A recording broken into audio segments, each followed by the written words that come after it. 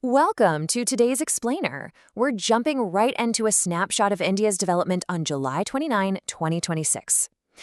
I absolutely love days like this. It gives us a complete 360-degree view of progress, from massive macroeconomic investments all the way down to microscopic discoveries in our local ecosystems. Let's get right into it.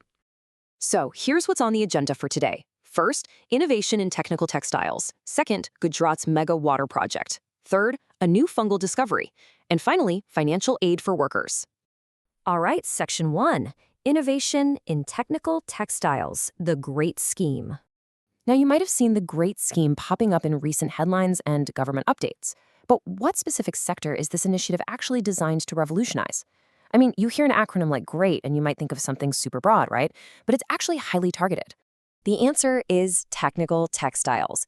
GREAT actually stands for Grant for Research and Entrepreneurship Across Aspiring Innovators in Technical Textiles. It's been operating under the National Technical Textiles Mission since 2023. The whole goal here is to support startups that are driving innovation in this very specific but crucial sector. And the sheer level of financial backing here, it's massive.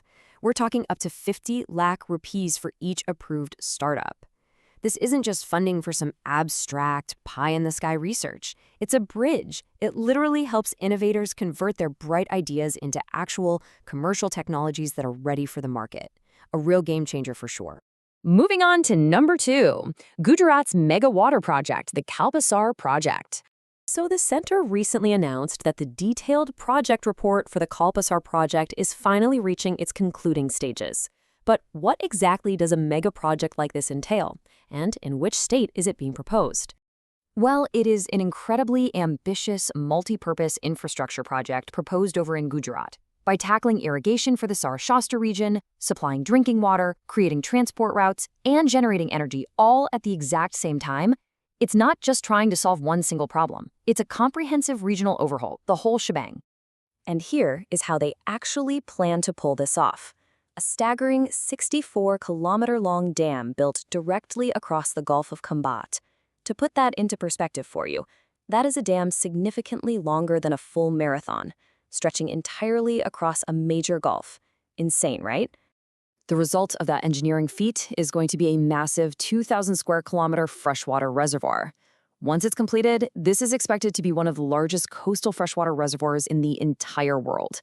It's a prime example of macro engineering just fundamentally altering a region's resources. Okay, Section 3, a new fungal discovery, Micropyralis calaparensis. Let's scale things way down now. Scientists just made a completely new biological discovery in Maharashtra's Kolhapur district. But what exactly is this newly found organism, Micropyralis calaparensis? It's a newly discovered species of polypore, which you might know as a bracket fungus. Researchers found this specific species growing on rotting wood, and it typically makes its appearance during the wet season, so roughly from July to September. So what makes this tiny fungus unique to science? It's all in the specific identifying traits. It features this umbrella-shaped cap on a lateral stalk, and it grows entirely on its own rather than in large clusters. But scientists really rely on microscopic clues to distinguish it. I'm talking about its unusually large pores, distinctly teardrop-shaped spores, and thick-walled specialized cells called cystidia. It's just a great reminder that even in 2026, entirely new species are waiting to be documented right under our noses. And finally, number 4, financial aid for workers, the ABVK extension. The ABVK scheme was actually recently extended for another year, securing it all the way through June 2027. But it's really worth asking, do you know which organization originally launched this critical social safety net? It was launched by the Employees State Insurance Corporation, or the ESIC, under the Ministry of Labor and Employment. Its core mandate is absolutely crucial.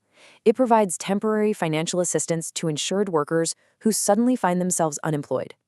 Let's break down how this 90-day lifeline actually functions. First, an insured worker loses their job.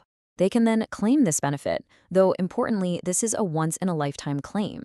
Once approved, the worker receives 50% of their average daily wages for up to 90 days.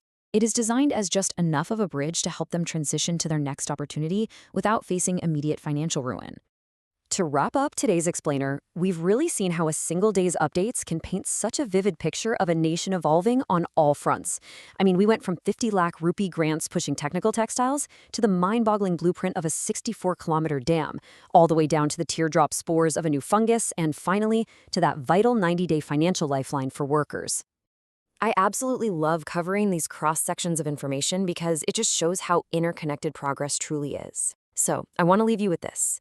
Between the economic push of technical textiles, massive geographical infrastructure, the quiet expansion of our biological catalog, and the human-centric focus of social welfare, which of these 4 pillars do you believe will shape our day-to-day future the most? Think about it. Thanks so much for joining me today, and as always, keep learning.